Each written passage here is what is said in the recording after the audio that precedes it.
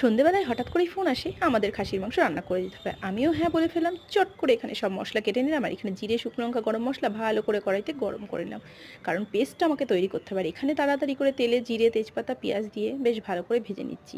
তবে হ্যাঁ, পেঁয়াজটা স্টিম আজে ভাজবে যাতে পুড়ে না যায়। তার মধ্যে একটু নুন দিয়ে দিলে ভাজাটা তাড়াতাড়ি হবে। আর আমি একটু চিনিও অ্যাড করে দিলাম, কিন্তু তাতে পেঁয়াজের কালারটাও সুন্দর আসে। বেশ ভালো করে পেঁয়াজটা আমি ভেজে নেব, কারণ পেঁয়াজটা কাঁচা থাকলে ভালো লাগবে না, একটু ভাজা ভাজা গন্ধটা হলে বেশ ভালোই লাগে। আর এর মধ্যে বেটে রাখা সব রকম মশলা আমি এর মধ্যে অ্যাড করে দিলাম। এখানে নুন, লঙ্কার গুঁড়ো সব দিয়ে দিলাম। তবে তাড়াহুড়োর রান্না বলে কিন্তু একদম কষাতে ভুল করবেন না, মাংস কিন্তু ভালো করে কষাতে হবে। আর এখানে নুন হলুদ মাখিয়ে রাখা খাসির মাংস আমি মশলার উপরে দিয়ে দিলাম, দিয়ে ভালো করে কষিয়ে নেব। তবে হ্যাঁ, স্টিম আজে আমি কিছুক্ষণ ঢেকে দিয়েছি যাতে মাংসটা ভালো সিদ্ধ হয়ে যায়। আর ঢেকে ঢেকেই আমার কষানোটা প্রায়ই হয়ে গেছে। আর এটা কষা কষাই রান্না হবে। উফ, দেখে তো আমার খেতে ইচ্ছা করছে, কিন্তু আমি তো খেতে পারি না, অন্যে রান্না করতে দিয়েছে। কেমন লাগলো আমার মাংস রান্নাটা অবশ্যই জানাবে।